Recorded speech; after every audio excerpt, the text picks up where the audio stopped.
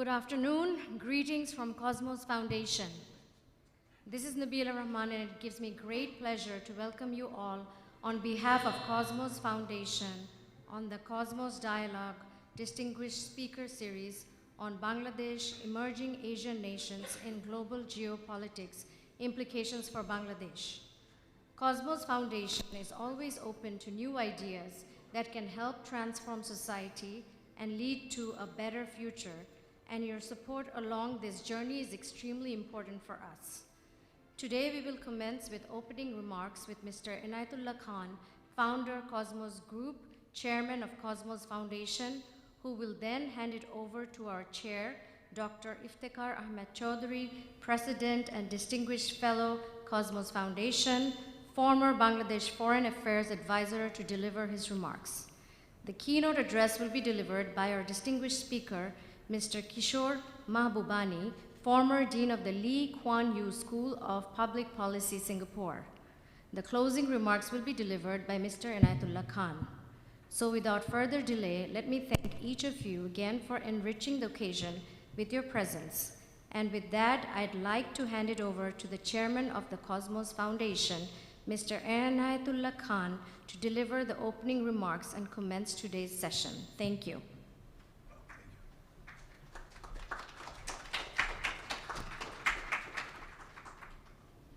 Thank you, Nabila.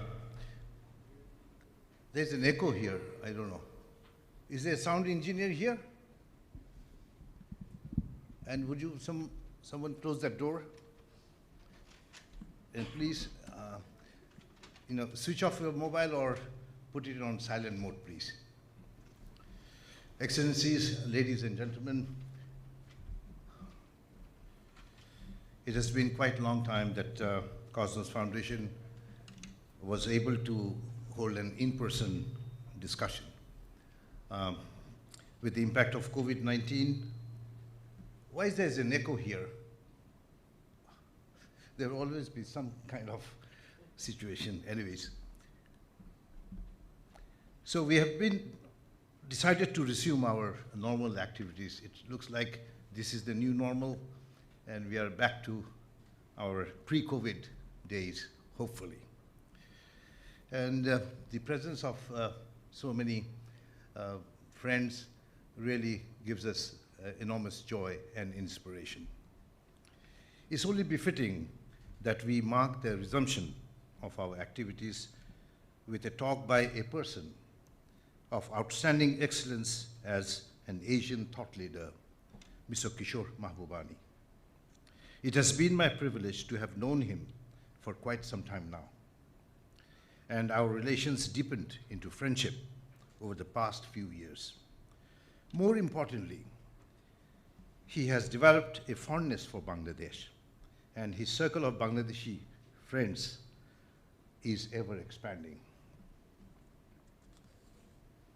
The Cosmos Foundation is honored to host him for his visit to Bangladesh, which we hope will be the first of many.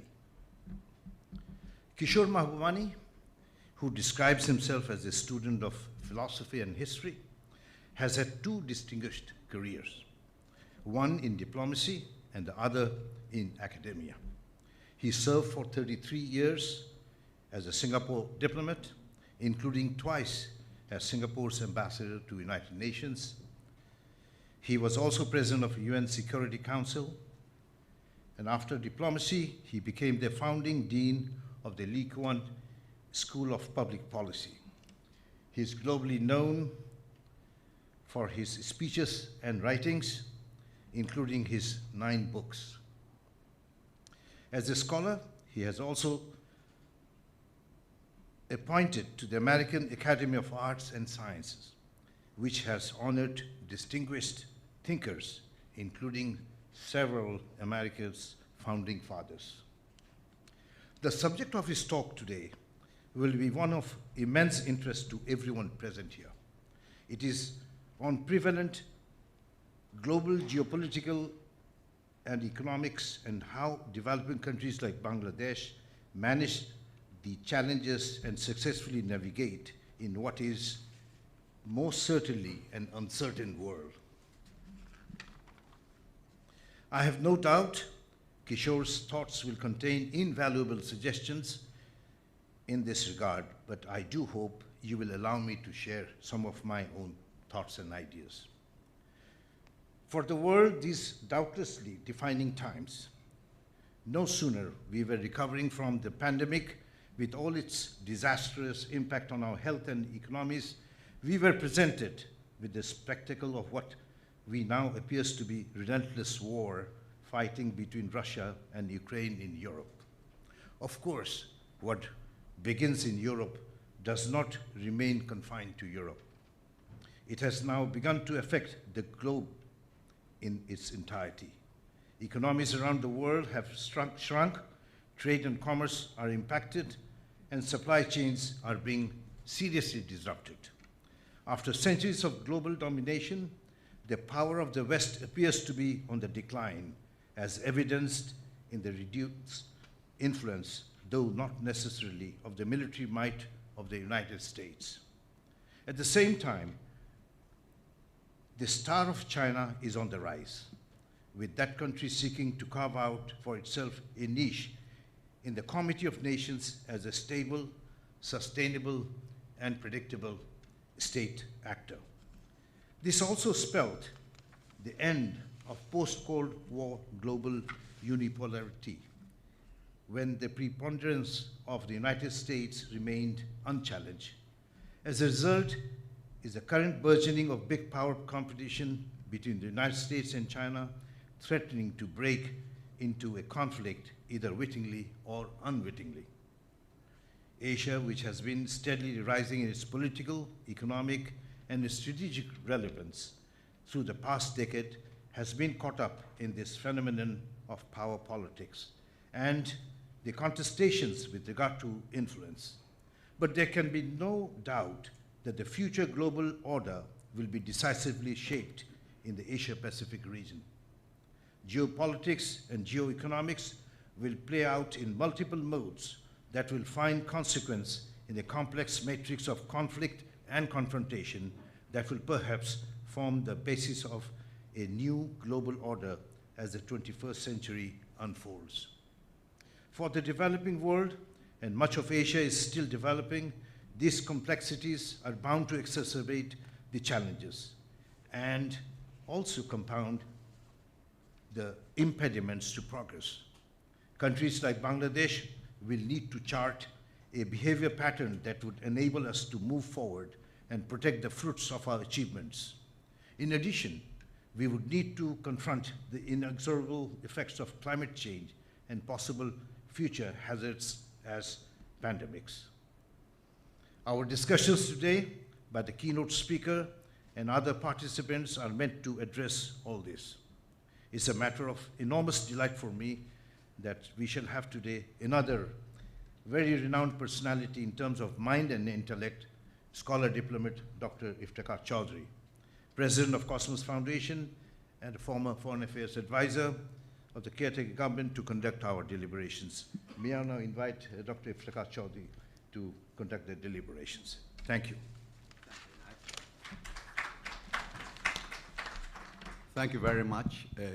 In consonance with the practice as it ought to be, the chair shall speak the least, of course, and I shall be very brief. But it would be remiss of me not to begin by welcoming you all to this occasion, ambassadors and Mahbubani, ladies and gentlemen. Thank you, Inayat, for those welcoming remarks, which also set the tone of the deliberations today. Yes, Asia is rising. And we all as Asians take a modicum of pride in it. But these are truly trying times. It has not been an easy 2022. The world is confronting a series of serious crises.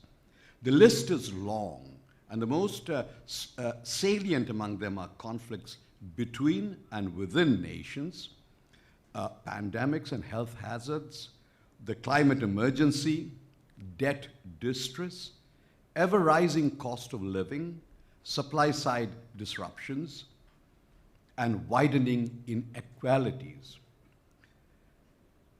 The post-World War II global norms and standards established by tireless human endeavors through multilateral institutions are severely stressed at this point in time. Social compacts created through arduous efforts of decades appear to be breaking down. The situation is what the Australian scholar Coral Bell would have described as an inexorable crisis slide. So, is there a light at the end of the tunnel? How can developing countries like Bangladesh navigate their way out of this tunnel and towards the light, if there is one? To respond to these and other relevant questions, we have among us today a thought leader of prodigious proportions, my good friend, Professor Kishore Mahbubani. In the world of diplomacy, it is often said that speech was given to man to conceal his thoughts. But Kishore seems intensely committed to disproving this adage. He has always been unafraid to tell truth to global power. I remember when I first called on him as his aunt in terms of a new arrival at the UN in New York, he gifted me his book, most provocatively titled, Can Asians Think?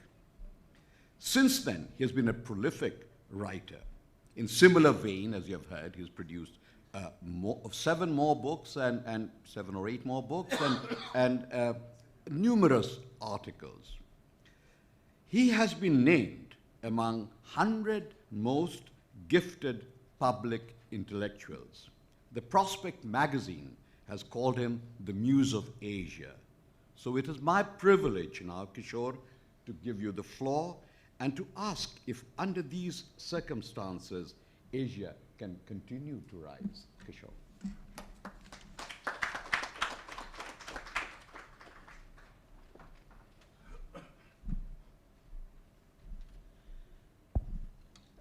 Thank you, Inayat.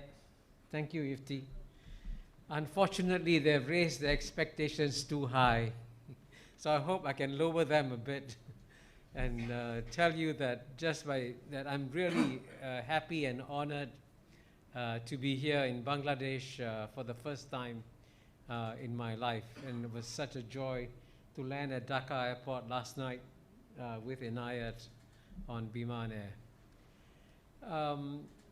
And I want to also begin by greeting the extremely distinguished excellencies, distinguished guests who are here today. It's a great honor to have you in this room with us. Now, both Inayat and Ifti are right.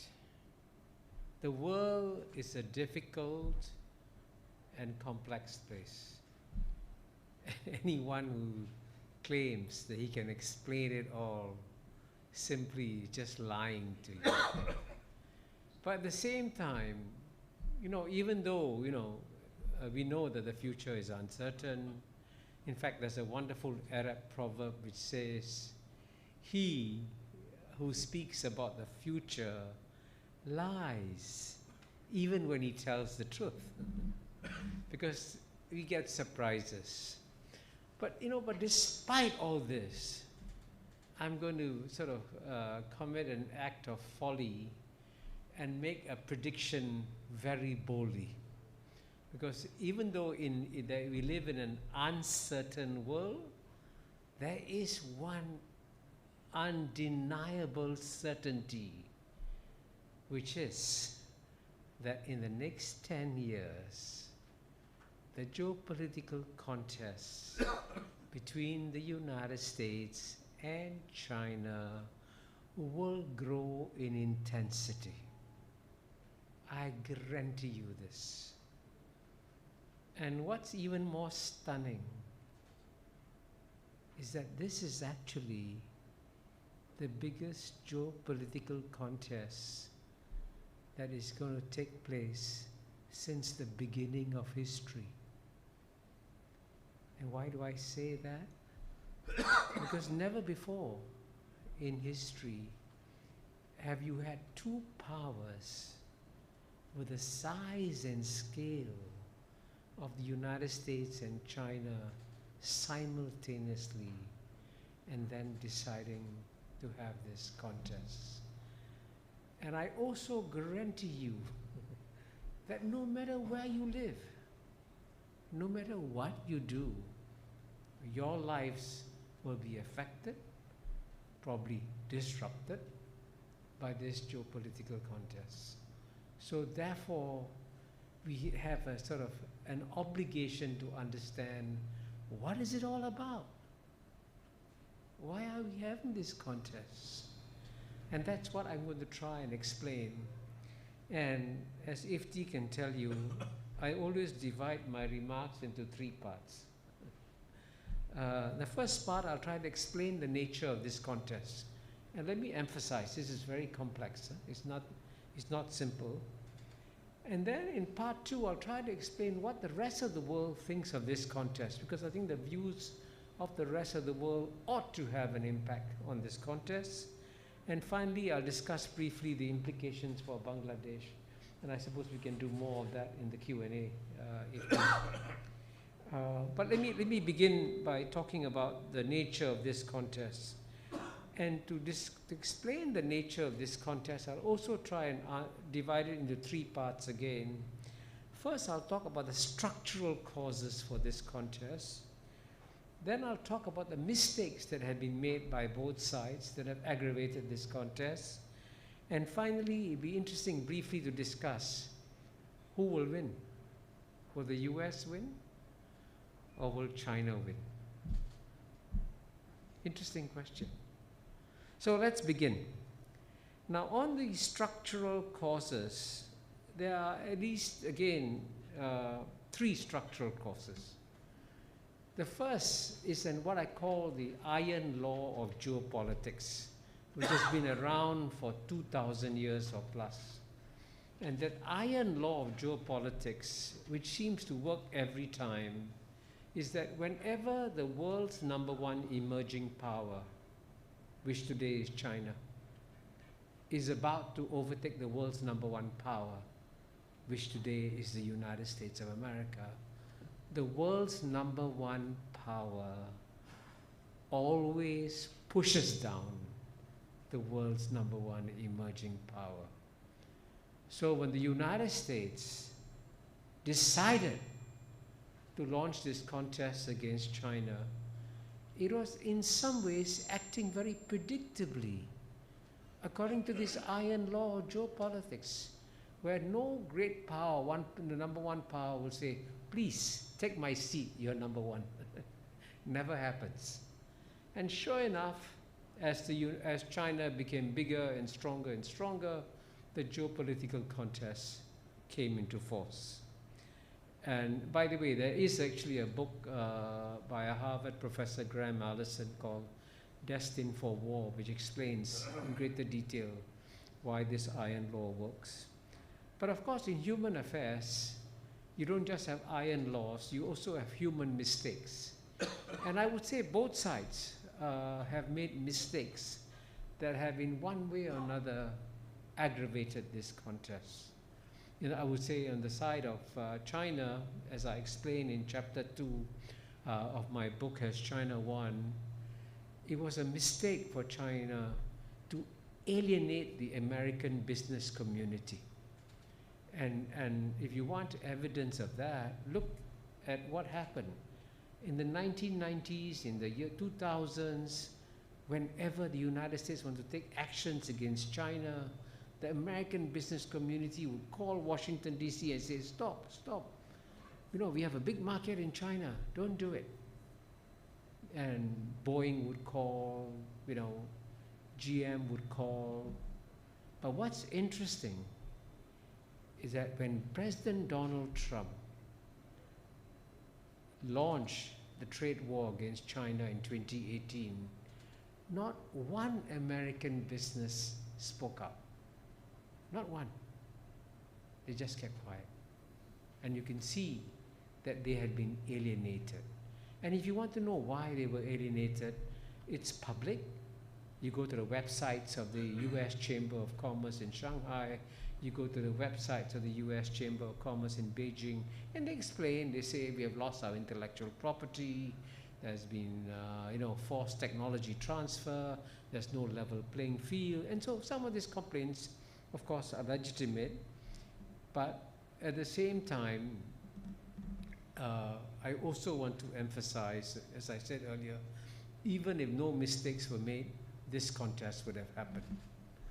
But on the part of the United States, the mistake that's been made by the United States in some ways may have been much bigger, because the United States has decided to launch the biggest ever geopolitical contest in human history, and by the way, in American history, without first working out a comprehensive long-term strategy.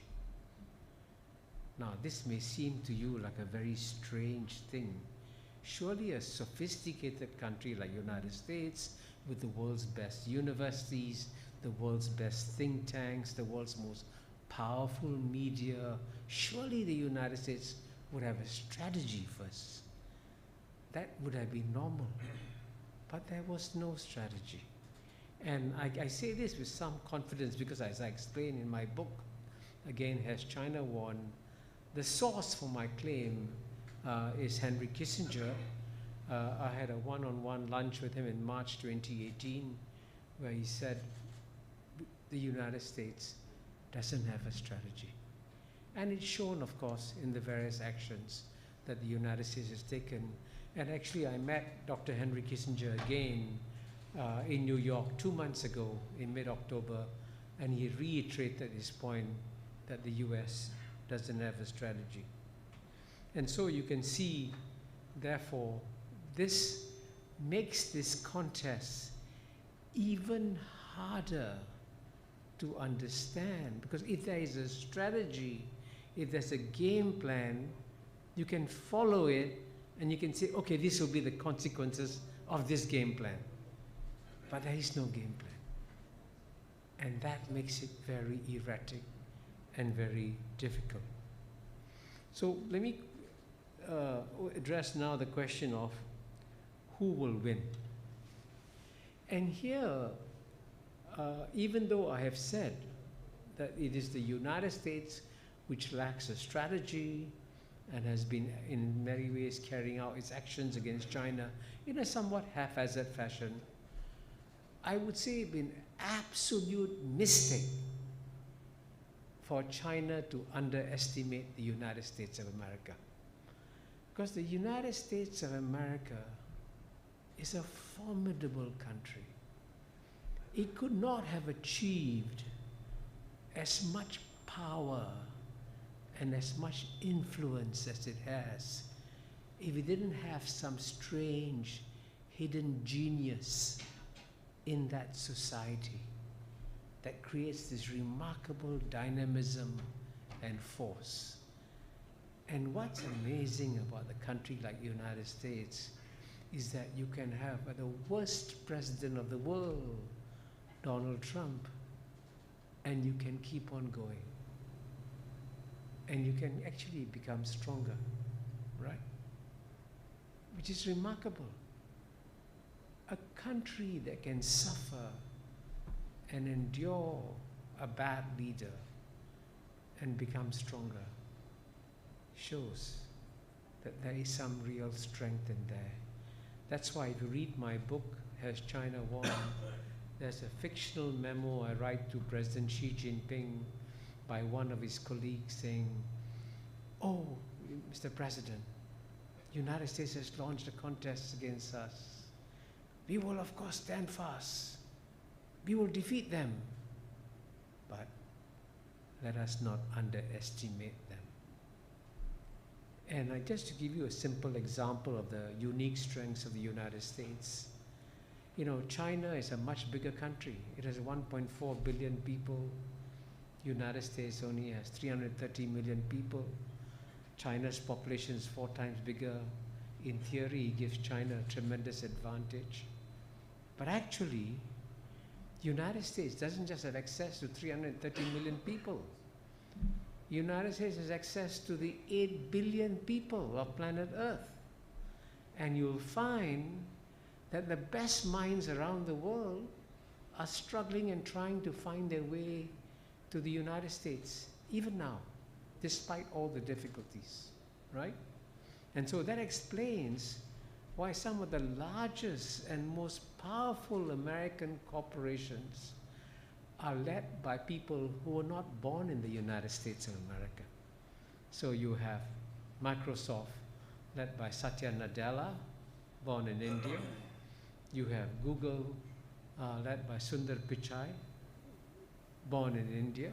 So you can see, therefore, that this is a country which has a tremendous magnet. And here is a gentle aside. I would say even the last 2-3 years, you saw how the United States, after stumbling, can get things right again. And this is in the way that it handled COVID. And there's no doubt that the reaction of the Trump administration in the year 2020 to COVID was one of the stupidest and most chaotic reactions of any country. It is quite shocking that Donald Trump denied basic science. He pretended that there was no virus, that masks were not needed. Shocking. One would have thought, gosh, with such an incompetent leader, the United States would just die under COVID. Guess what? 2 years later, thanks to its miraculous investments in science and technology, came out with the best vaccine, spread it widely, and the United States is open, gangbusters. That's a sign of the strength of the United States, right? So you can't ever underestimate the United States. But at the same time, if I had a chance, I would also write a similar fictional memo to the American president and say, never underestimate China. Because at the end of the day, China still represents the world's oldest continuous civilization. And if you look at Chinese history, it has gone up, it has gone down. But each time it goes down, it bounces back up with even greater strength. And there's obviously some hidden resilience. There are not many civilizations that have been around for 3,000 to 4,000 years and can claim such a long, continuous history. And obviously, for China to do that, it also must have some hidden genius in the DNA of Chinese civilization that explains its strength and resilience over time. And if you look at the history of China, as I explained earlier, after it goes down, it bounces back up. And in the case of China today, China actually went through one of its worst centuries ever recently, from 1842 to 1949, the century of humiliation. And frankly, it was quite shocking how the Western colonial powers could carve out parts of China, put up signs in Shanghai saying, no dogs or Chinese allowed in this park. And at the same time, have the Japanese go in and invade and conquer large parts of China. Clearly, China had become tremendously weak. Now, why is that important? Because that whole episode is very much in the living memory of the leaders of China, and they know that if they ever become weak again, they'll be trampled on again. So this commitment to succeed is enormous. the motivation is very deep, very powerful. And what's shocking is that what I said to you is so painfully obvious, but nobody in Washington, D.C. mentions it at all. And the policymakers, some of them, haven't even heard of the century of humiliation that China has suffered. Which is why, and I'll come to that at some point in the discussion, they don't understand why Taiwan issue is so important. Because it's the last living symbol of the century of humiliation that China has suffered. That's why it's a mistake to play around with Taiwan. So you can see, therefore, it is very difficult to answer the question, who will win? Because on both sides, you have formidable powers. But the only thing you can be sure of is that given the size and scale of these two powers, the contest will be fierce and will affect all of us. So this is the natural segue to the second part of my remarks, which is, what does the rest of the world think about this contest?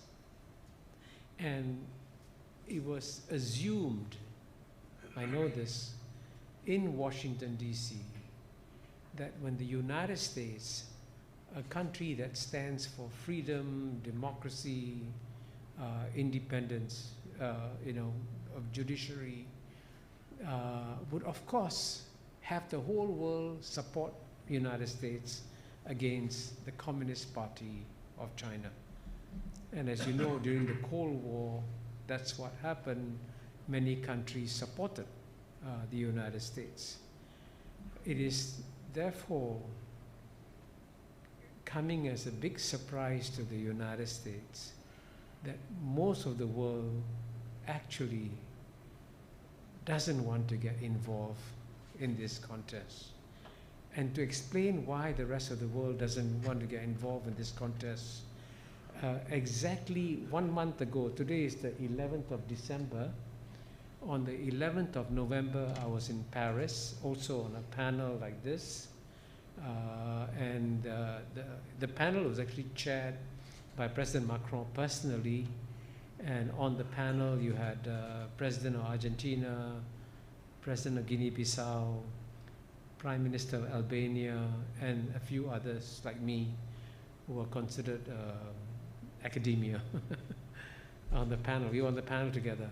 And when it came to my turn to speak, I said that the reason why the rest of the world doesn't want to get involved in this US-China contest is because the world can see what Ifti spelled out in his introduction.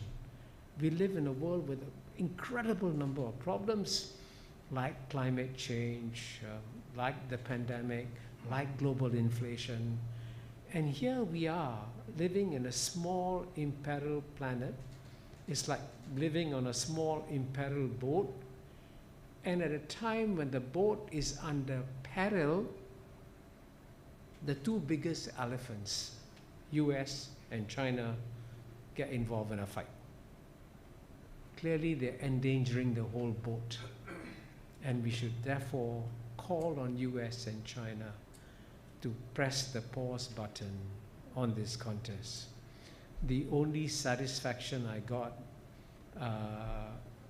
from speaking at the panel by President Macron was that a week later, he spoke in Bangkok at the APEC meeting, and he used my analogy of the two elephants.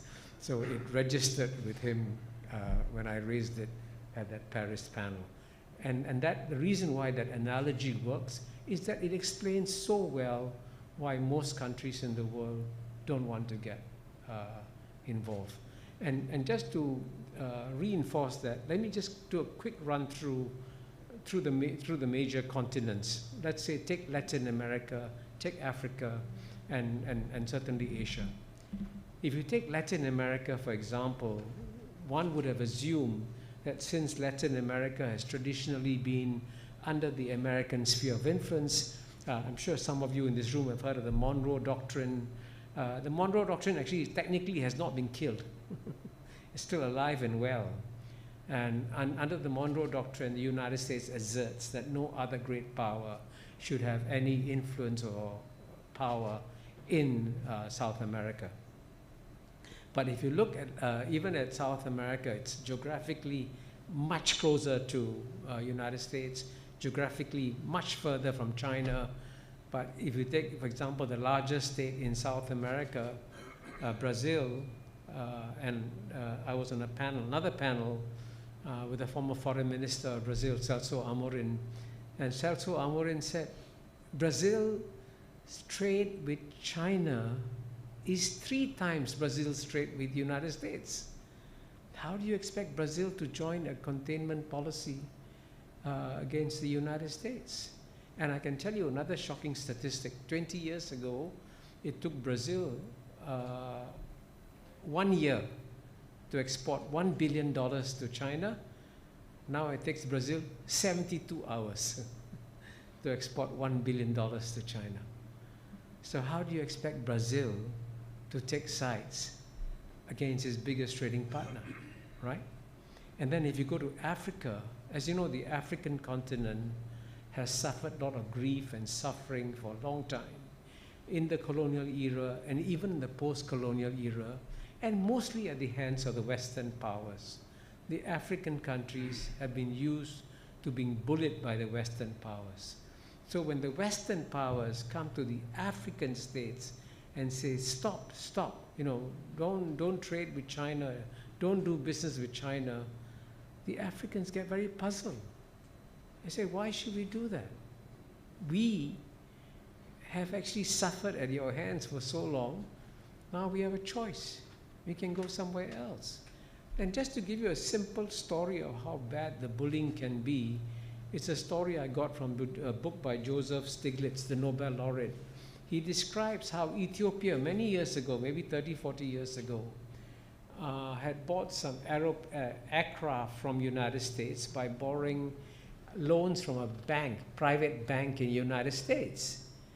The Ethiopians did well with their airline. They paid off the loan early to the American private banks. Now, that will be something we should celebrate. Ethiopia did well, paid off money early, but the American banks got angry because their profitable loan had disappeared. So the American banks called the US Treasury to complain. The US Treasury called the World Bank to complain, and the World Bank cut off loans to Ethiopia. It's a true story. So if you are a country like Ethiopia, and you've been bullied by the West, surely you want to have an alternative. That's why the rest of the world is saying it's not that simple. And of course, finally, if you come to our region, and I'll try to end quickly, as in this part of the world and next door in ASEAN, you can see that the links between ASEAN and China have also grown significantly. Now, what's interesting is that when ASEAN was created in 1967, it's an important point of history, ASEAN was created as a pro-American organization. In fact, some people claim the CIA created ASEAN. We don't have proof of that. But at the same time, when ASEAN was created, it's a fact, the capitals of Moscow and Beijing criticized the creation of ASEAN and said this is a neo-imperialist creation. So what's interesting is that ASEAN was perceived as a neo-imperialist creation, 1967. 57 years have passed, and things have changed dramatically. And do you want to know how dramatic it's been? In the year 2000, ASEAN's trade with the United States was $135 billion, more than three times ASEAN's trade with China, which was only $40 billion, right? US trade, 3 times the size of China's trade in the year 2000.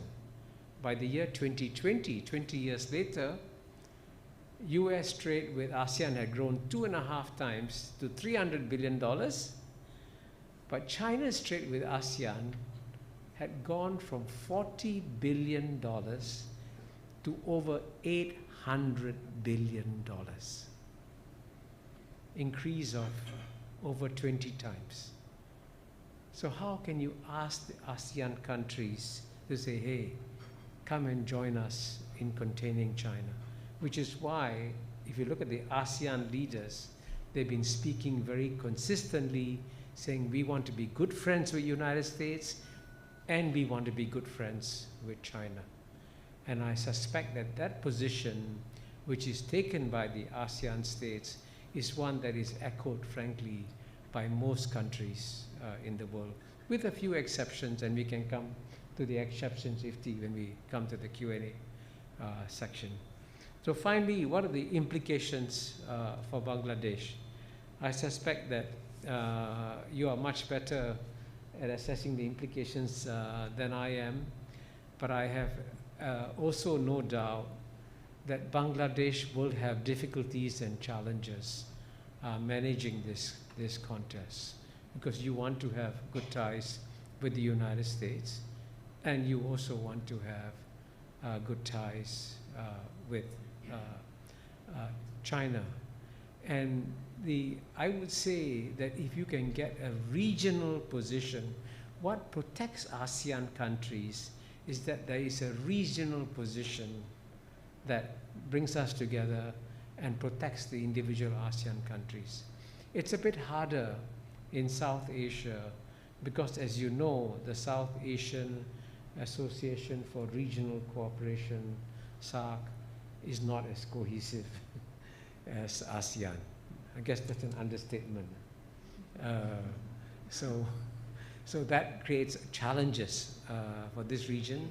And of course, there's an additional factor which I hope we will discuss in the Q&A, which is that the role of India is critical in this regard. And where India goes is obviously going to have a significant influence for Bangladesh. So for the rest of the world, we have to deal with two elephants, United States and China. Bangladesh, you have a better time. You've got to deal with three elephants, United States, China, and India. Thank you.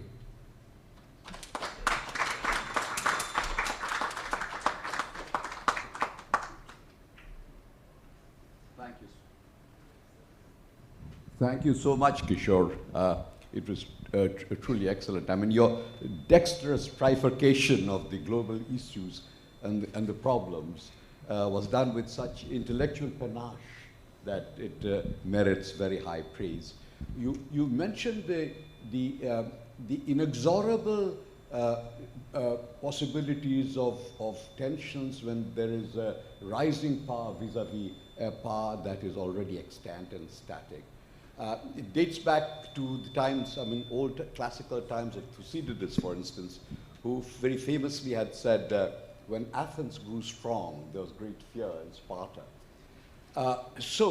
However, it is quite possible that when, with America, with the capacity, with China rising and the capacity of America to bounce back, as you have said, this will create, in the interactions between the two powers, will obviously be in itself a dialectical process that will produce synergies as well as opportunities for developing Asian countries to take advantage of. And I suppose that would also be a challenge to those countries, Bangladesh included. I will open the floor for discussions and begin the Q&A segment, but I shall set the ball rolling with a question that I have of my own, which is that you made a mention of the Monroe Doctrine in your remarks. Would you think that at this age, that was 200 years ago, but at this day and age, China also would be entitled to a doctrine of that ilk for its own backwaters? Kishore. Thank you very much for asking me such an easy question, especially in the presence of the Chinese ambassador. Number one, the what you call the entitlement to the Monroe Doctrine. Such entitlements existed, I would say, before the 20th century. Because you know why? What changed the world was the creation of the United Nations Charter in 1945.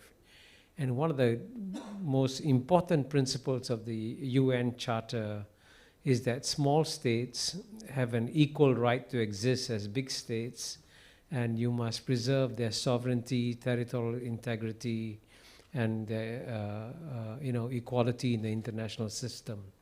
And that's why you notice that even though wars and invasions have happened since 1945, they have almost been unanimously condemned and in many cases reversed. Like, the Vietnamese invasion of Cambodia, like the Soviet invasion of Afghanistan, all failed, So I would say that that's why the United States, for example, I bet if you go back and look at the speeches of all American presidents in the last 30 years, none have mentioned the Monroe Doctrine. It exists, but they dare not say that it exists because it goes against the principles of the UN Charter. And therefore, I think for China, the world has changed fundamentally, and it's not in the interests of China to promulgate a Monroe Doctrine. If China can get a peaceful neighborhood by trading and living in peace with its neighbors, that's far more valuable than any Monroe Doctrine can provide. And one other point I didn't make, because one of the disadvantages of giving a short speech is that what makes the great power contest between US and China much harder to discern and follow is that in some ways, some of the obvious things cannot be done. So for example, the United States and China cannot go to war directly with each other because both sides would lose a nuclear war. That's a fundamental constraint, In the past, if you had two great powers wanted to figure out who's number one, they take it out in the battlefield. Whoever wins is number one. But there'll be no outright war between United States and China unless they make a huge mistake. And I suspect that one of the best things that happened in Bali a few weeks ago was, I think, I have no inside information, I'm guessing, that at the meeting between United States and Chinese leaders, there was a clear understanding that whatever they do, they have to avoid a war with each other. And I think that's what the United States and China will avoid doing. And that's why doctrines like the Monroe Doctrine, frankly, are no longer relevant in today's world. Thank you. Thank you, Kishore. So the floor is open. Ambassador Farooq Subhan, followed by Dr. Zaidi Sattar.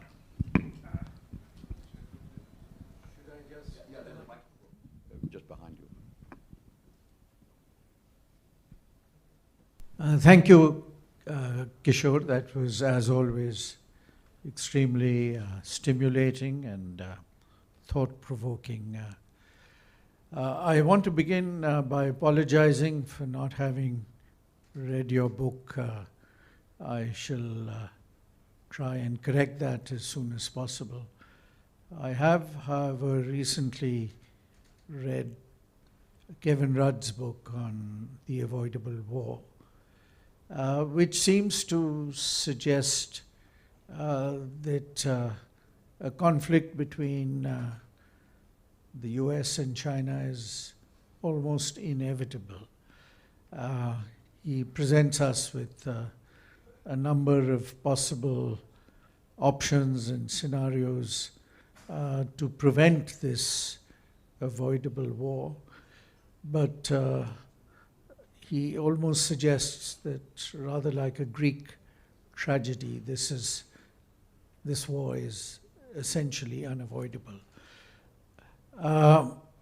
My question is there a role for diplomacy here? Because some people would certainly argue that the war in Ukraine was a failure of diplomacy. A failure of diplomacy both on the part of the Western powers and the US and also on the part of Russia. And similarly, what is happening today is that the space for diplomacy in the Sino-US relationship is shrinking. Does this perhaps provide an opportunity for other countries? Perhaps it could be a revival of the non-aligned movement to take a proactive role in trying to see how diplomacy can come to the rescue. Thank you. You might have actually cornered Kishore into having to gift you his book. But anyway, can we take a Sure. Okay. Go ahead, Zadis.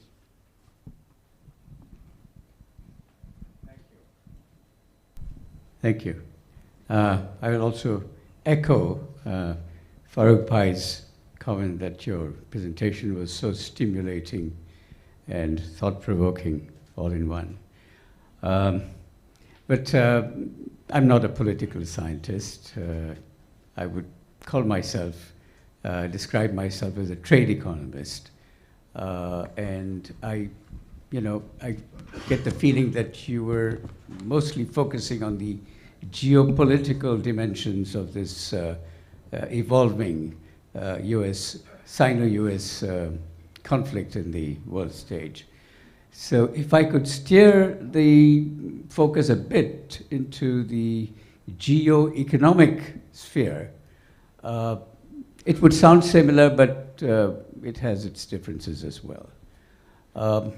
First of all, I think what Farooq Bhai was just mentioning is that the world is, in the geopolitical sphere, the world is moving into a sort of Thucydides trap. And I would call it, from the geo-economic point of view, a Thucydides trade trap also that we are getting into. And that, I think, is going to have very high costs without a war.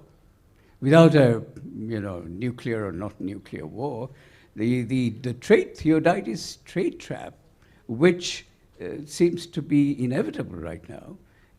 China. Here's China, the rising country, which has actually over the last 30 plus years become what it is today by leveraging the world market. It's China has, taken the advantage of the idea that, after all, world trade, is not a zero-sum game, which is something that the West always preached, and now is going back on.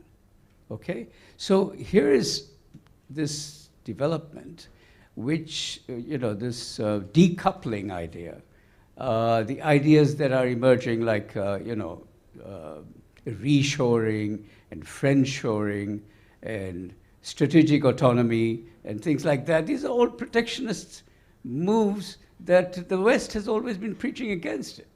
So here, taking your geopolitical tendencies off to the geo-economic table, I see that we have a more damaging, even if there is no war, it seems to me you are suggesting that they have agreed not to get into a war.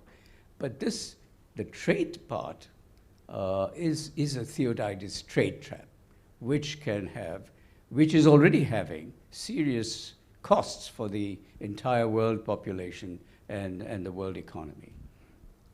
What would you say to that? Thank you. Thank you. Let me take the second question first before I go to Farooq's question. You're absolutely right that the West, especially the United States now, in going back to friendshoring, reshoring, that's protectionism under a different word. By the way, I can tell you that a friend of mine who has a PhD in economics knows Janet Yellen, and apparently told her that, don't you agree that all these tariffs on Chinese products are hurting American workers, American consumers, and not hurting China at all?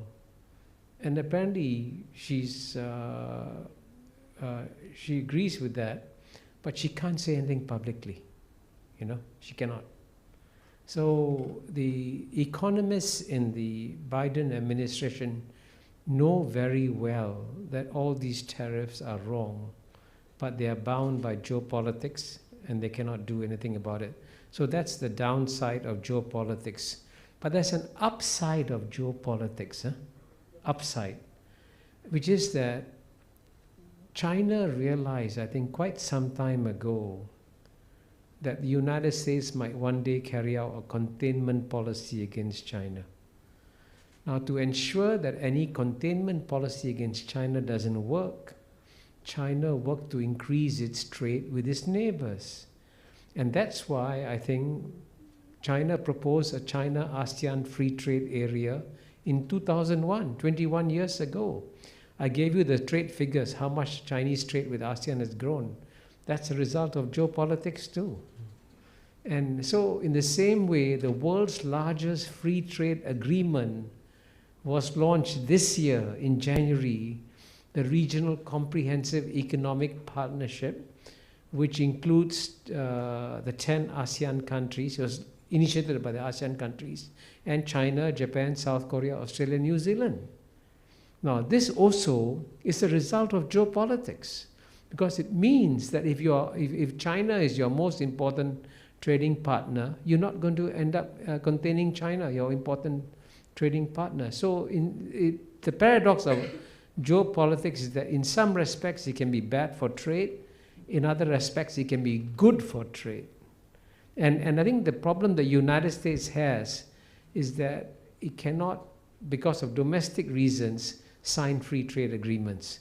And therefore the United States is handicapping itself and giving China a competitive advantage, because China can sign free trade agreements. And by the way, China has announced that it is even willing to join the CPTPP. It's got a lot of P's. So that's a sign of how it can be good for trade. Now, diplomacy, Farooq, I just came out with a column on Project Syndicate 2 days ago. You can access it, saying why we need to bring back diplomacy. So I anticipated your question 2 days ago and wrote the column. And as an example of good diplomacy, I mentioned what the Indonesian ambassador is here, President Joko Widodo did, or President Jokowi did in Bali. And I had the great honor of having breakfast with President Jokowi on 9th November in Bali, a few days before the G20 meeting. And we actually discussed what will be the good outcomes from the G20 meeting in Bali.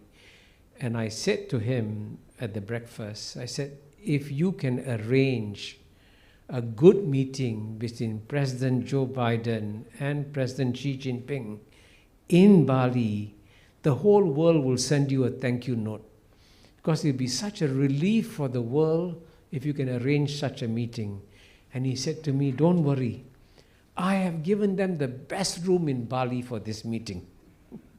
So you can see, therefore, President Joko Widodo understood very clearly that this is the core issue, the US-China relationship, and we got to make sure that Bali has a positive impact. And I can tell you that you can feel it in the air, that after Bali, somehow or other the tensions have gone down a bit. It hasn't disappeared, but on some critical issues, things have improved. Now, the problem about the diplomatic dimension, Farouk, and here I'll be very candid, is that the American diplomats that I worked with in the Cold War were among the best diplomats in the world, because the United States had a real contest with the Soviet Union and needed good diplomats. Unfortunately for the United States, it won the Cold War, it went into a unipolar world. In the unipolar world, America didn't need diplomats. So this is a fact. My friends in the State Department tell me that the State Department has never been as demoralized as it is, because America has made no investment in developing good diplomats for almost 30 years now.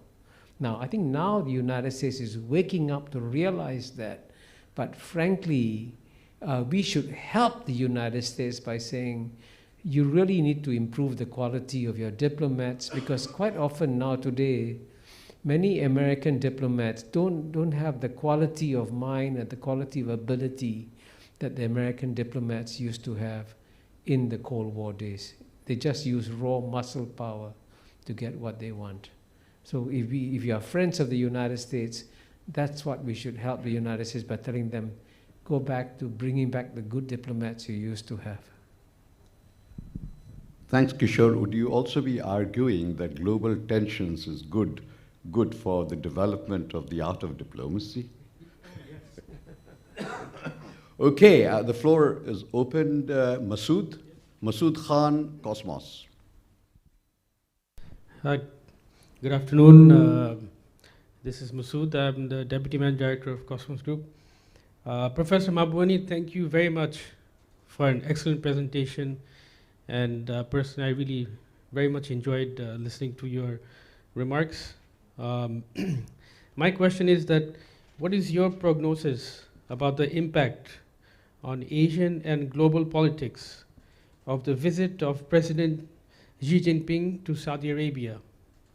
Do you foresee a reconfiguration of alliances within Asia as a result of this visit? Thank you. Excellent question. I don't know the outcome of the visit, I mean, apart from what I read in the media, but symbolically, it's a very important visit, because it shows in many ways the key point that I was making earlier on, that most countries in the world don't want to take sides. And Saudi Arabia is now Exhibit A. Because Saudi Arabia, almost since the end of World War II, or since the start of the Cold War, has been one of the closest allies of the United States, frankly. In the Cold War, Saudi Arabia, anything that the United States asked Saudi Arabia to do, Saudi Arabia would do. And there's only one relationship that mattered to Saudi Arabia, that was his relationship with Washington, D.C., and no other relationship matter. Now, unfortunately, with the end of the Cold War, and I wrote a book called Beyond the Age of Innocence, which explains this, that the United States, at the end of the Cold War, dropped its allies. I mean, if you want example A is Pakistan. Pakistan was a very close ally of the United States in the Cold War, and then when the Cold War ended, goodbye Pakistan, okay? That was a mistake. And to some, Saudi Arabia wasn't dropped to the same extent, but Saudi Arabia could feel the distance from Washington, D.C. And therefore, Saudi Arabia has decided that it also has to get more options. And one option it has is to develop close ties with the other power, which is China. And it is a fact. I mean, of course, Washington, D.C. won't say so explicitly, but I have no doubt that Washington, D.C. was mad as hell about this visit. Absolutely. Because because if Saudi Arabia gives such a warm welcome to the president of China, then every other country says, why not me? So in that sense, that visit is a huge diplomatic setback for the United States. Thank you. You, sir, to Masood's left. Absence fogs my memory sometimes, so I'll appreciate it if you... My name is Tawfiq Haq. I'm a professor of South Asian Institute of Policy and Governance of North-South University. I have two questions and observations. The first one is, as we can understand, the world is heading towards a kind of a once-in-a-lifetime civilizational contest, as you started. Do you foresee that during this course of contest, a new structure of world order will be emerging, or we will have to wait till the contest is over? Why I'm asking this? Because we are seeing this Chinese approach to contesting or competing with West is different than many other historical contesters. As you gave the example that China wanted to be a very strong partner in ASEAN, not wanted to create an alternative of ASEAN. China wants to work with the existing rule-based world order, very active in UN, SDGs, everything. So China is not trying to create alternative world orders in terms of economic structures, just one bank or here and there something, but not like a real kind of a changing world order that bringing. So still people know that the West or the America has the American dream. People are not talking about Chinese dream, but not sure about what the dream and how the dream is different from American dream. So in many ways, the way the Chinese model is now coming, even though we are talking about a Washington model versus Beijing consensus versus Washington consensus, but still very similarities, more similarities are there. So do you see that eventually there will be an alternative world order in terms of economic system, political system, and other places? Second question is related with it, especially related with South Asia and Bangladesh. We had a very interesting discussion yesterday about democratic backsliding in South Asia. And that's happening globally. This democratic backsliding is happening starting from USA to many other countries. And in Bangladesh is one of the biggest example of democratic backsliding for many years now, for last 10, 15 years. So do you see that this will also be intensified, this democratic backsliding during this contest? And will the democracy will be in a more fragile situation in coming days? Thank you. Thank you. Thank you. Two excellent questions. On the alternative world order, I think to some extent you answered your question yourself when you described how China is very happy with the existing world order. And China actually doesn't want to disrupt the world order, because if you look at the past 40 years of China's growth and development in the economic and social sphere have been the best 40 years in 4,000 years of Chinese history. Which world order facilitated it? The current world order, the World Trade Organization, the United Nations, right? So why should China overturn a world order from which it is the biggest beneficiary? And you know, I was present at a speech that President Xi Jinping gave in Davos, where he reiterated in 2017 why China is happy with the current world order. But the ambiguity comes from what is the stand of the United States of America. Because the United States, paradoxically, has created the current world order. The current world order of 1945, rules-based order, is a gift from the United States to the world. It was American thinkers, American planners that created this whole fabric.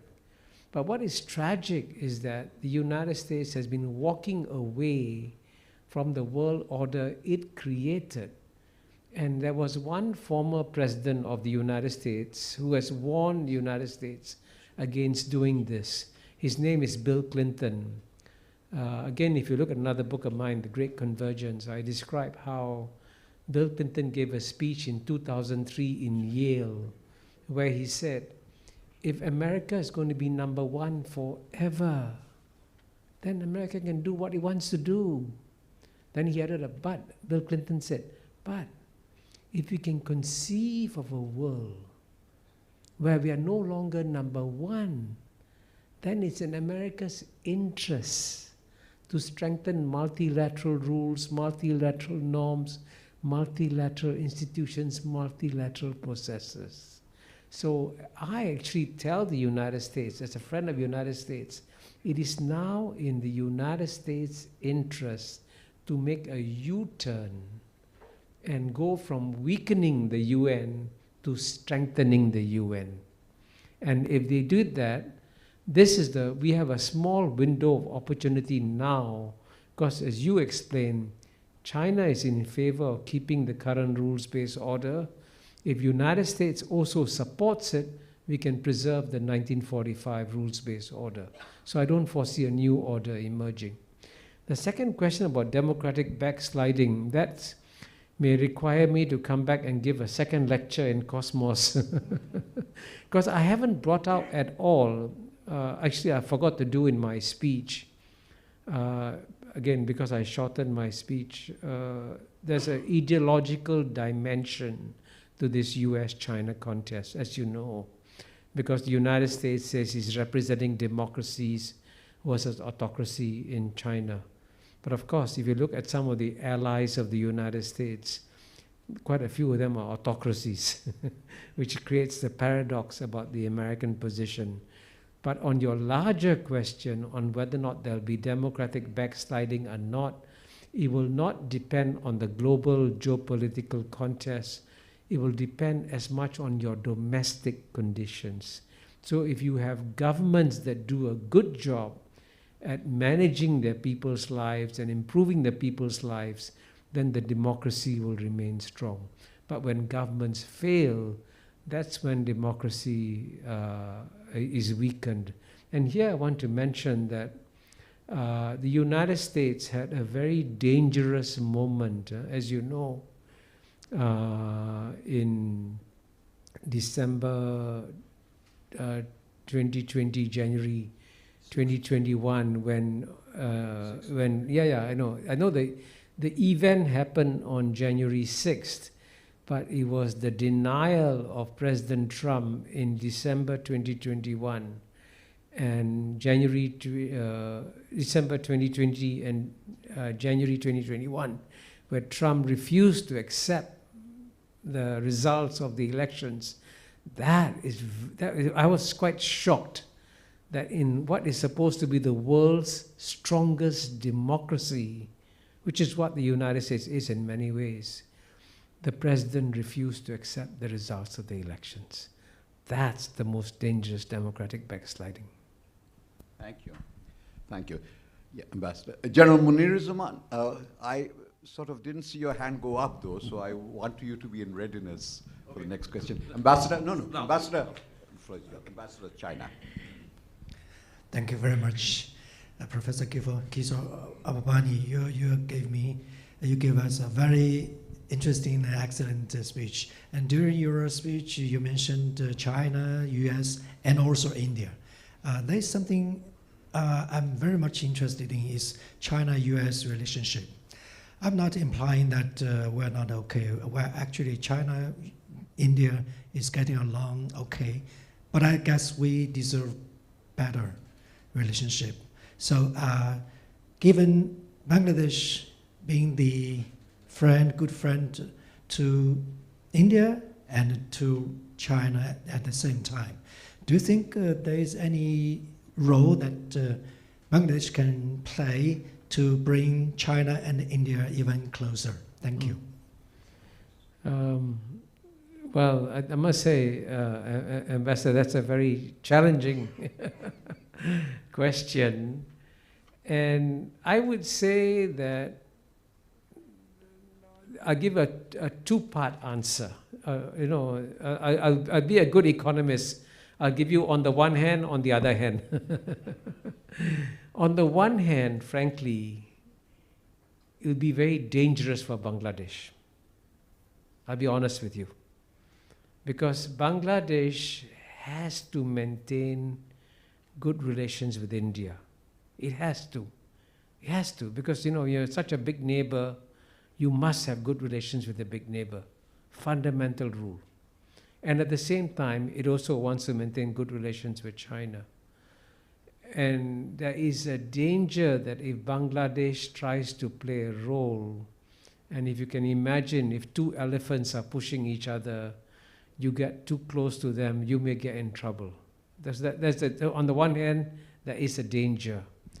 But on the other hand, there's a tremendous opportunity for Bangladesh. And I say opportunity because Bangladesh, the advantage it has is that it has a leader who has been in power for 14 years now. And you have to have a very well-established leader who is secure in her position or his position, who can make a difference. And that's why I think, frankly, the Bali meeting would not have gone as well as it did if President Jokowi had not pushed the United States, pushed China, quietly, right? Quietly, but he did it. But he's an established leader. He's been in office 9 years. People respect him. So he has a standing. So in the same way, there is an opportunity quietly. Bangladesh must do this very quietly. To quietly push India and say, hey, try to normalize your relations with China, and quietly push China and say, try to normalize your relations with India. Because frankly, in my view, India today is in a geopolitical sweet spot. Now, the concept of a geopolitical sweet spot is not one that's widely used, but it's real. Because the world today, the whole thesis of my remarks was that the world is not happy about this US-China contest. They want US and China to press the pause button and focus on global problems. But there are very few countries that have the size to can talk on an equal basis with US and China. One of the few countries is India. So if India can play a role, right, in helping to stabilize the relationship between US and China, and India is hosting the G20 meeting in September, I think, this year.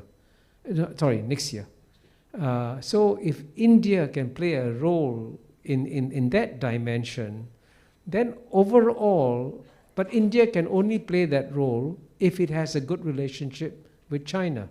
And if Bangladesh helps to improve India-China relations quietly, then you will have a much better world.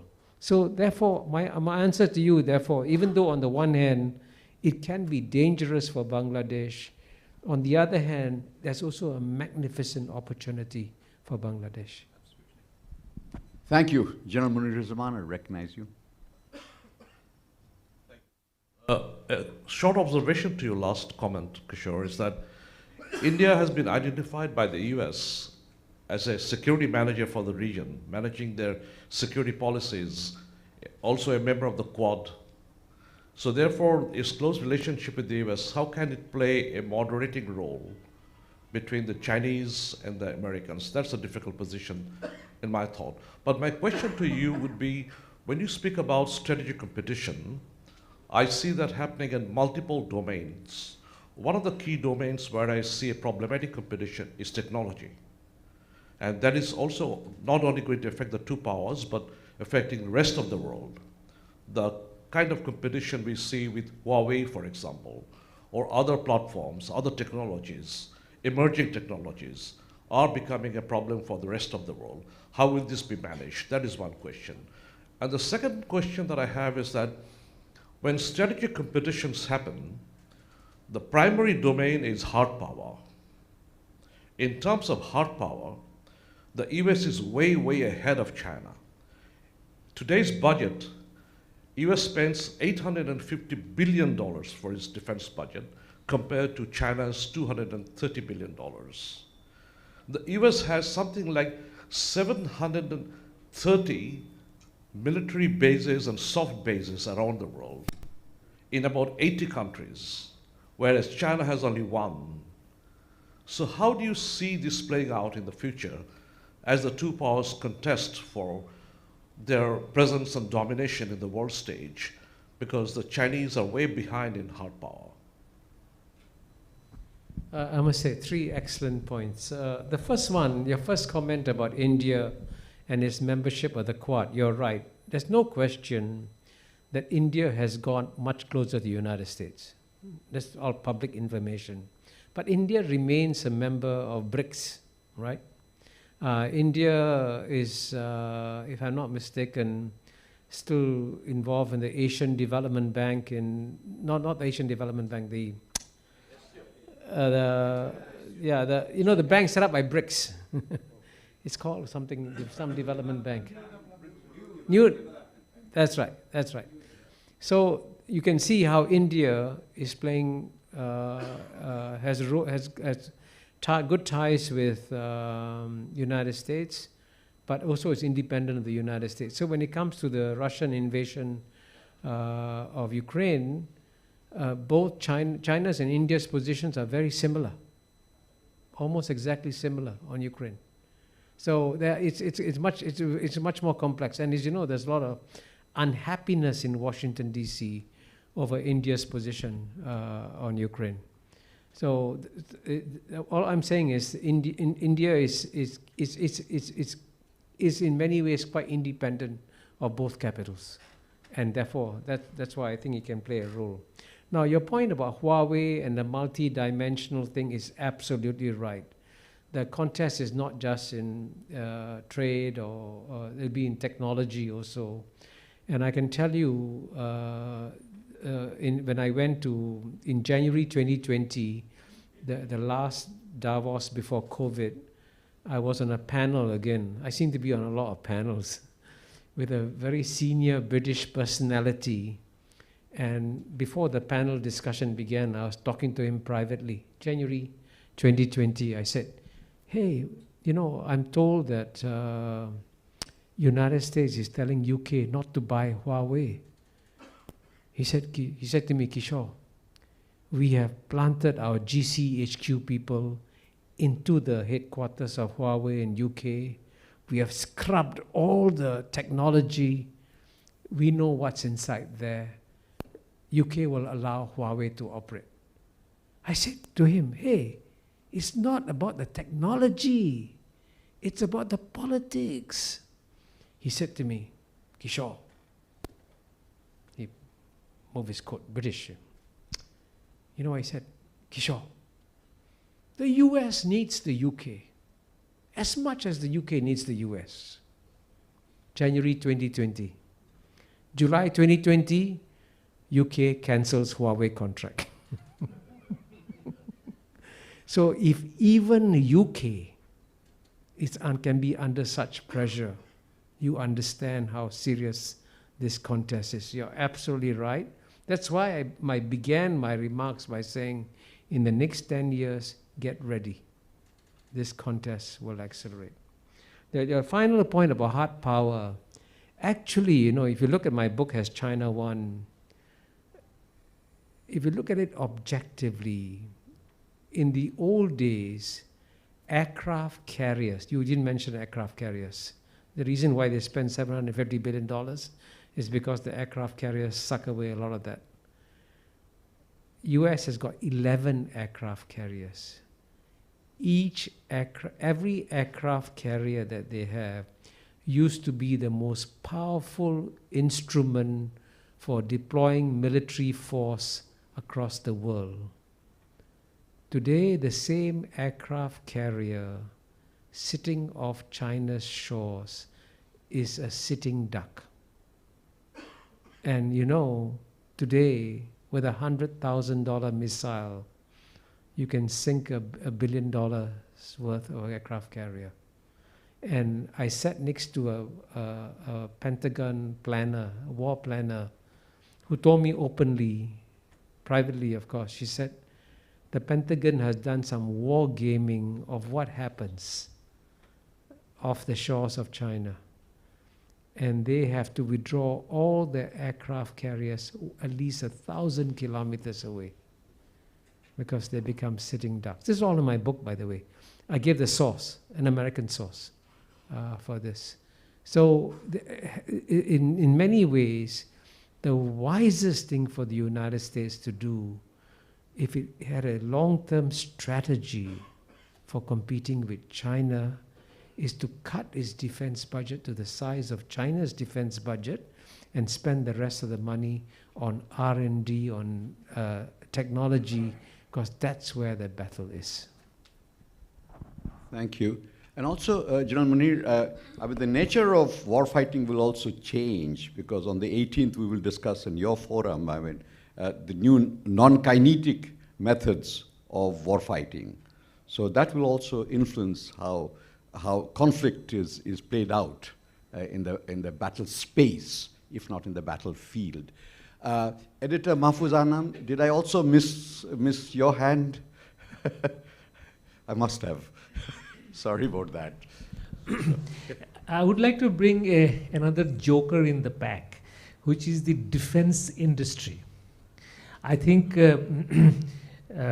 more and more it is becoming evident that, at least in the US, the defense industry is spread over in such a way that many of the senators and the congressmen, to get their vote, they ultimately end up voting for bigger defense budget.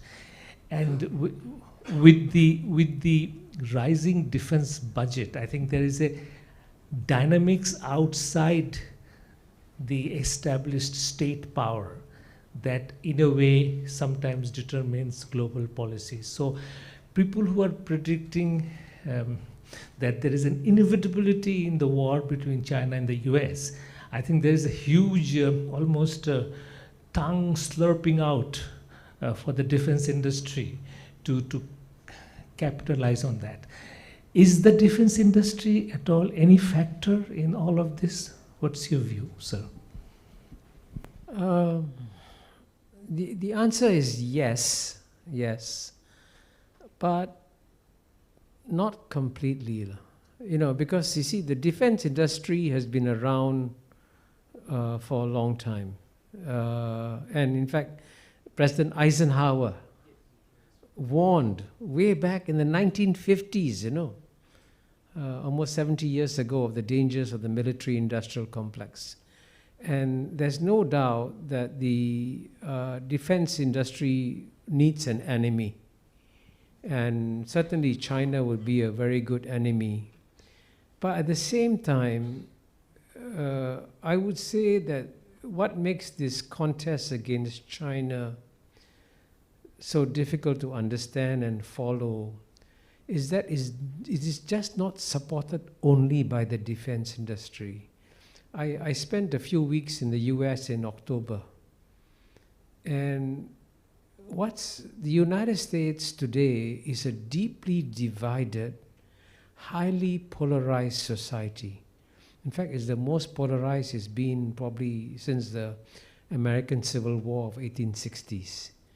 Americans don't agree on anything today in the United States except for one thing. It's time to stand up to China.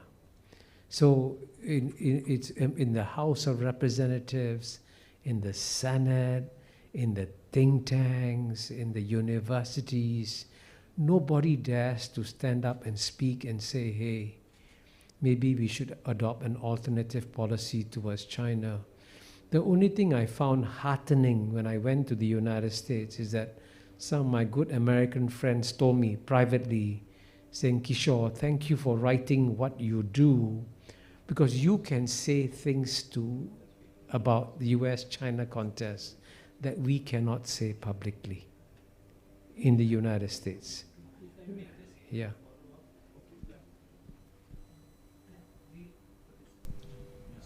That really makes it so much more dangerous that the country with the hardest military power is now so polarized that even democratic discussion has become difficult because those who have the alternative view can't have the guts to say it in public because the public opinion has polarized so much. So, and I believe that this is really a bonanza for the defense industry because everybody is talking about China but not looking at alternatives, ways of containing China. The point you made was brilliant, that if US reduces its defense budget and spends it on research to counter the research that China is doing, like in the AI, the artificial intelligence, my feeling is that Chinese have advanced tremendously.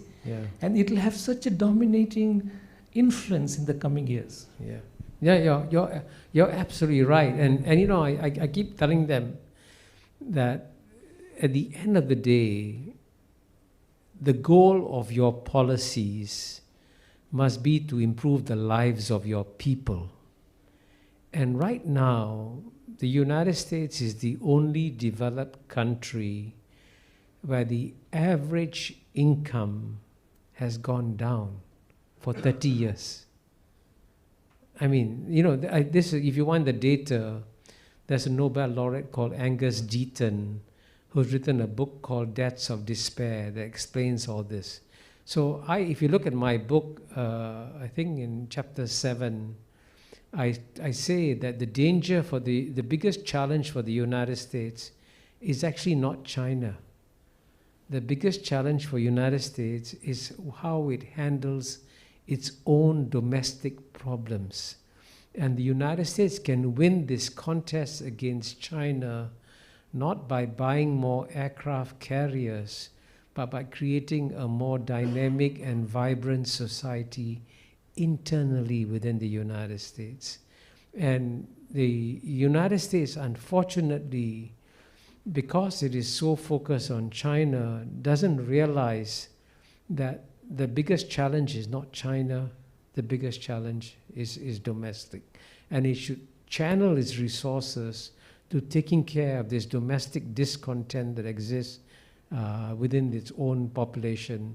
Because, I mean, the one statistic that the United States should worry about is that, again, is the only major developed society which has seen a decrease in life expectancy. Now, that's actually quite shocking for a country as rich as the United States. So what I'm advocating, therefore, for the United States is to step back, look at its overall challenges that it faces, and realize that China is not your number one challenge. Your domestic situation is your number one challenge. Focus on that. And at the end of the day, if the United States remains the most dynamic society in the world in many ways, then in that sense, even if it becomes the number 2 economy, it would have won the contest against China. Could I add a footnote to this discussion, and also drawing on General Munir-Zaman's remarks? I mean, the nature of AI, as you said, Mahfouz, the way it's developing, it is quite conceivable, I think, in the future, that new powers will emerge because the function of technology will create not a new world order, but a new kind of powers. As, for example, the acquisition of nuclear power gave some smaller powers some kind of extra mileage in the military balance. Eventually, I foresee AI developing to an extent that will totally upset military balance. You talked of carriers. For instance, American 11 carriers might soon become, within a decade, become outdated because, as you very well said, $100 million worth of missile, you can, a carrier leaves such a signature that you can acquire and destroy this target. You could probably do it conceivably in 20 years' time with a ray, with some kind of a light, absolutely non-kinetic weapon. So that will also change the nature of warfare. Munir will discuss all that in your forum, as I said, eventually.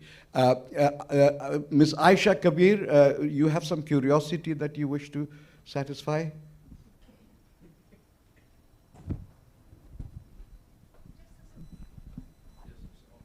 As a media person, I was just wondering, in all of this dilemma the world is facing now, we see that it's the politicians who are making the decisions, who are the policymakers. But the effect of all of these decisions is borne by the people, just the general masses. Like even in Bangladesh, if we're talking about, you know, we're between a rock and a hard place, America and on one side, China on one side. And it's the governments who take decisions about policies, which way they'll go. But what about the people? Because the people are bearing the brunt. So where is the voice of the people? Is it in the parliament? Not often in countries like ours. So as a media person, do you think that the media actually can play any palpable role, any tangible role in influencing policy, or not influencing policy as much as giving an informed sort of opinion to help policymakers take decisions? Do you think, is that very naive to think that, or is that a possibility? Not at all. I think it's that's why you do have an independent media. The role of the media is to provide independent, reliable, neutral information, at least for a start. But on this U.S.-China contest, one of my big concerns is that globally, as you know, the Anglo-Saxon media dominates the global media. We all have to read New York Times and Wall Street Journal, watch CNN, watch BBC. Unfortunately, if you base your judgments on what's happening in China on the basis of what New York Times, Wall Street Journal, CNN, BBC, you get a distorted view of China. So that's a tragedy, unfortunately. And so it's important for those of us in the rest of the world. Remember, if you have that 8 billion or 7.8 billion people in the world, you add up the population of the United States and China, it's 1.7, 1.8 billion. But that still leaves 6 billion people outside. I think it's important for the 6 billion people outside to project a very independent point of view on this US-China contest and explain to both of them there are much more important stakes at play here than just your own bilateral interests. Your bilateral contest is damaging our lives too. So can you please pay attention to that? And I find it very puzzling that one of the, Washington DC is a very sophisticated capital. I spent 2.5 years there. But amazingly, even though it's got the world's most, I guess, influential media channels, they don't explain. Very few Americans are aware that the 6 billion people don't want to get involved in this contest. And how is it that the views of 6 billion people can be shut out of the minds of American policymakers? It's quite stunning, quite stunning. And that's what I find quite amazing. And that's why all of us in the 6 billion, including, I hope, Bangladesh, will speak out more and say, hey, our lives are also being affected by this contest. Thank you. Shafkat, are you persuaded by everything that you have heard? Everything has already been asked. Professor Mahbubani, it's a real pleasure to have you in Dhaka. I've had the privilege of listening to you in Singapore on many occasions. I just want to quickly zoom in on Singapore, because that's a country where I've also spent a lot of time. What are some of the lessons that Singapore can offer Bangladesh? Because it's had a very important role in balancing between major geopolitical actors, and we are trying to do the same in Dhaka. What lessons can Singapore offer us? And also, with your long association with whom I would consider the grandmaster of geopolitics, the late Mr. Lee Kuan Yew, could you share any memories with him of lessons that he has given the world in terms of or countries like Bangladesh on how to balance between multiple geopolitical actors? Thank you. Well, excellent points. Singapore actually has been somewhat unusual, I mentioned that the views of the 6 billion people are not being heard in Washington, D.C. One of the few world leaders who's actually spoken out openly and said, we don't want to take sides, is Singapore. As you know, the Prime Minister Lee in the Shangri-La dialogue said in his opening remarks, and then Prime Minister Lee wrote an article for the magazine Foreign Affairs. And I assume that since Prime Minister Lee is a good friend of the United States, his views would have been heeded. But you can see that the United States is still determined to proceed in the way that it has in trying to force countries to make choices. But we will basically continue. So when you ask about what Mr. Lee Kuan Yew, how he would have viewed it, I think he would have endorsed what his son wrote in the two things. And at the same time, I think Mr. Lee Kuan Yew also believed in ASEAN. And you know, one reason, and you may have known that in my book, ASEAN Miracle, I point out that one reason why ASEAN succeeded is that there was a close relationship between Mr. Lee Kuan Yew and President Suharto of Indonesia. Very close relationship. And that enabled ASEAN to also grow and succeed. So in the same way, he would say ASEAN must come together, and it is coming together, by the way. In this year, it's good that Indonesia is the chairman of ASEAN, because Indonesia as chairman of ASEAN can make a big difference in that one. So in terms of its implications for South Asia, clearly you have to find ways and means of strengthening the South Asian Association of Regional Cooperation. It is actually quite shocking that in ASEAN we have gone beyond normal trade to very high levels of free trade. And in South Asia, between India and Pakistan, you don't even have normal trade. I mean, that's shocking. I mean, you can't even cross the border. I mean, this is the year 2022. In 190 countries in the world, the goods are flowing, right? And to give you another example, the two countries that have fought a war more recently than India and Pakistan are China and Vietnam. And the China-Vietnam war was as big as the India-Pakistan war, more recent. Today you go to the China-Vietnam border, there are no more minefields, no more soldiers, just amazing trade. So why can't, you know, South Asia learn a lesson from ASEAN, from what we do in Southeast Asia? So I would say the easiest thing for the South Asian Association of Regional Cooperation, SARC, to do is to say, okay, whatever ASEAN does, we copy. All your problems will be solved. Thank you. Thank you for that very easy, quick solution to a very, very complex problem. Okay, Shan Khan, yes, of course. It was simultaneous, your hand raising and my eyes being directed towards you. Thank you. I thank the chair, and I'd just like to pick our distinguished speaker's brain on, were you surprised at all by just how bipartisan the US shift has been? I mean, I think we can agree that it happened decisively during the Trump era, around 2018, and you were also one of the most prominent voices against the US taking this bait of geopolitical conflict with China. Eventually, under the Trump administration, they took the plunge. Did you expect better, or if not better, did you expect anything different with the Biden administration coming in?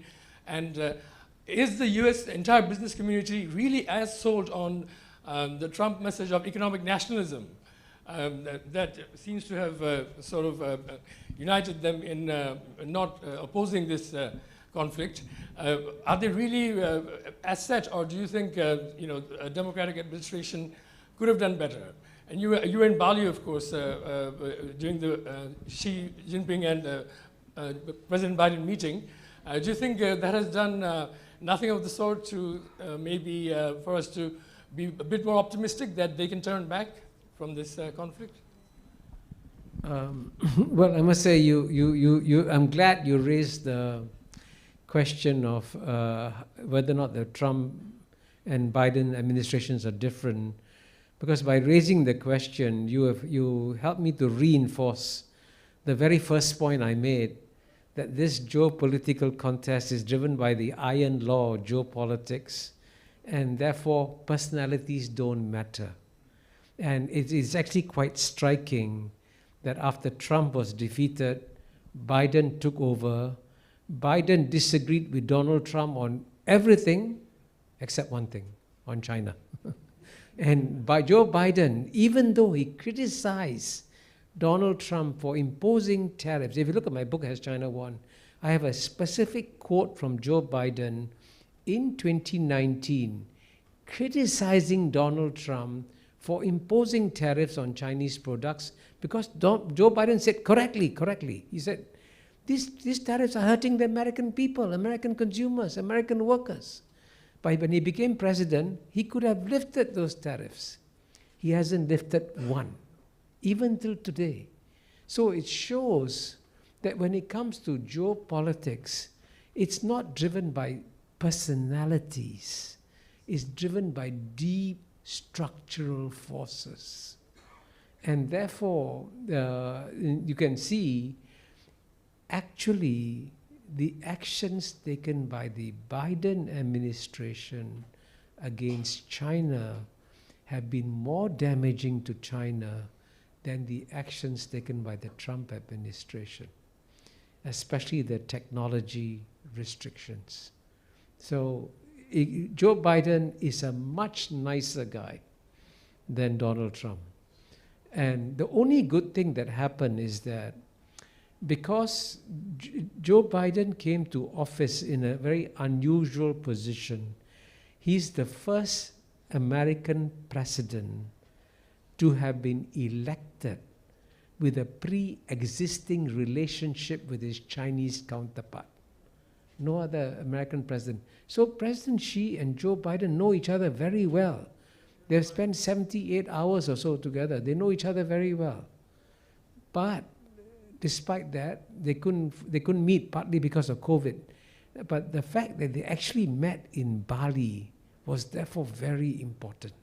So what they have done basically is that they can avoid the worst case scenarios, which is a war, but the contest will continue. The initial reaction was that nothing changed and everything changed in Bali. That's right. Yeah. Okay. Any others? Najib? Yeah. Sorry. So of course, Najib. Yeah. Najib. Can you give the microphone? Mr. Najibur Rahman, former Principal Secretary to the Prime Minister, but now in charge of management of market relations. So you'll explain that thank you. Office, because the explanation of that office would be education for many of us. Thank you, Mr. Chairman. And I'm now managing a fund called Capital Market Stabilization Fund, mostly centering around the capital market, and it's created by Securities and Exchange Commission of Bangladesh. Professor Mahbubani, I'm a regular follower of your online conversation. There are plenty of YouTube tantalizing videos that are available, and I carry them sometime while traveling to long distance. So it's very good to see you today in Dhaka, and I also wanted to say a heartiest welcome to Bangladesh on your maiden visit. I wanted to basically get your reflections on two specific issues. Number one, given the contest between two elephants, you said, we have tigers in our room, but you mentioned about two elephants. So the China and US, given the very, I would say, that which is getting embroiled over day by day, how would it impact on the ongoing UN Security Council reforms that's going on, number one? And number two is, how would it also influence the efficacy of BRICS? BRICS, you partly made a reference to BRICS, but given the alignment of countries around the different issues belonging to both the big elephants. How would, at the end of the day, the BRICS proposition to offer alternative solutions to different problems or different issues would come into being, or it would not come into being in the long run? Thank you. Thank you. Thank you, Najib. Najib, by the way, was a very active diplomat in New York in his previous avatar. So the first question on UN Security Council reform, second question on BRICS and its future role. On UN Security Council reform, I have actually proposed something called the 777 formula, whereby you'll have seven permanent members, and I explain in the book, it will be, some of the old ones will stay. United States, China, Russia, Europe should have a single seat, and then you have Brazil, and then either Nigeria or South Africa, and India, to be the three new members of the UN Security Council. But what's more interesting is that there'll be 7 semi-permanent members. So the next 28 most powerful countries would rotate in the Security Council every 4 terms. So one of the 28 countries is Bangladesh. So Bangladesh can get a semi-permanent seat in the UN Security Council if my 777 formula is adopted. So I hope you will champion the 777 formula to get Bangladesh a semi-permanent seat in the UN Security Council. Have a look at that. It's in a chapter in my book, The Great Convergence.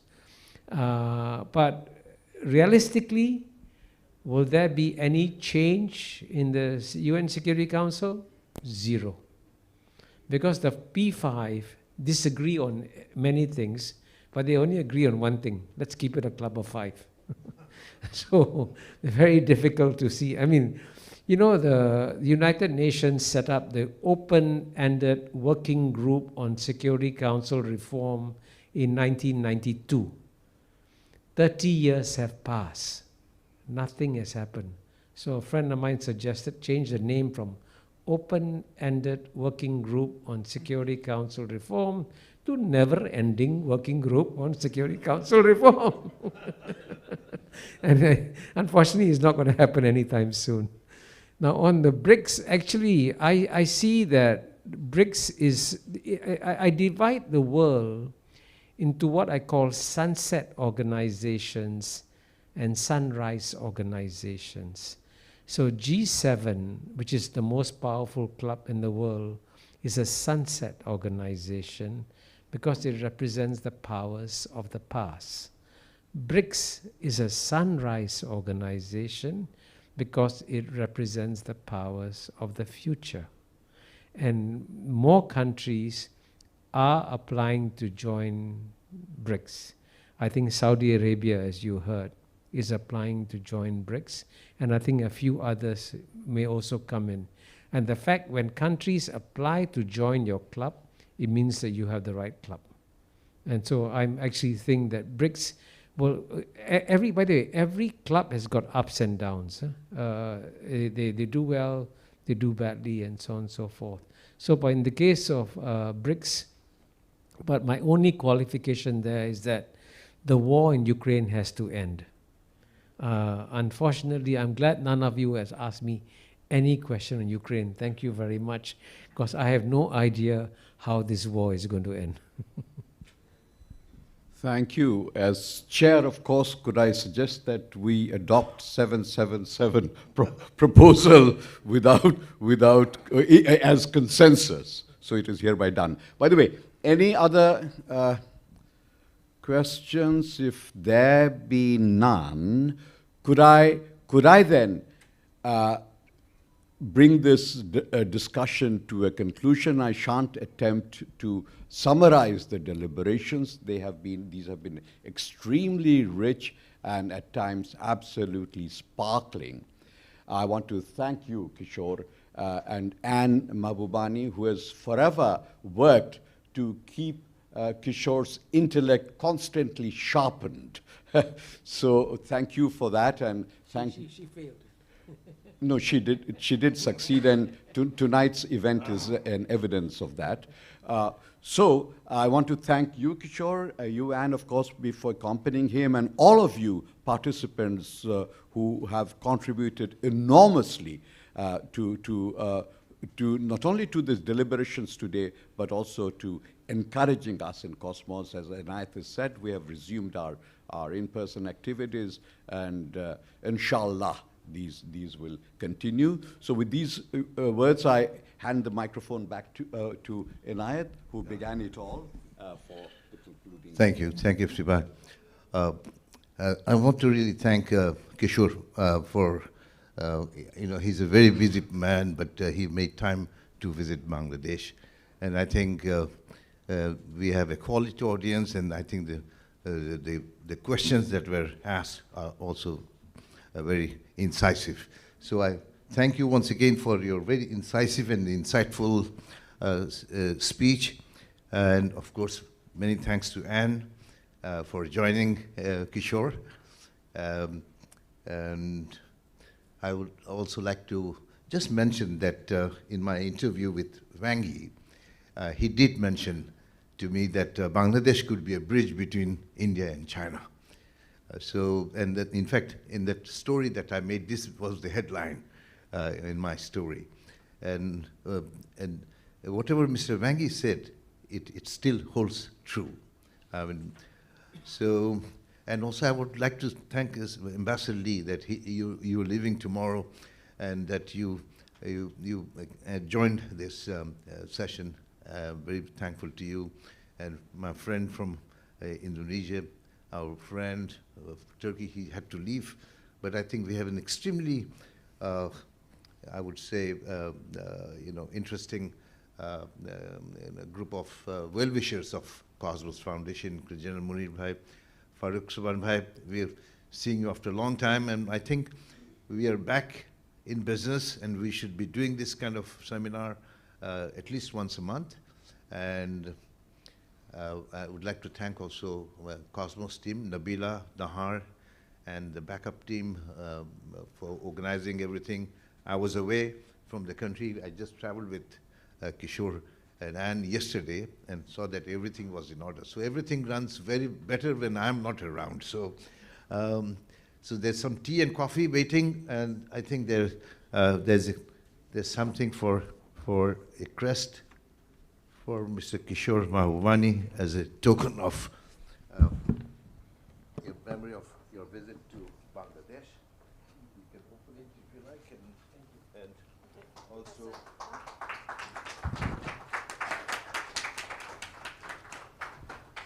for you. And may I request you to come here, if you don't mind?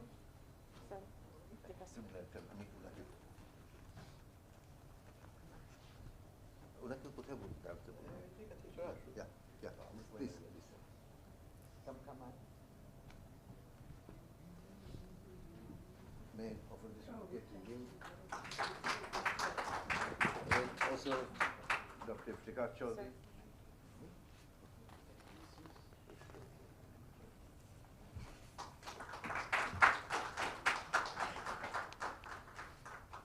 There's some tea and coffee. Please join us.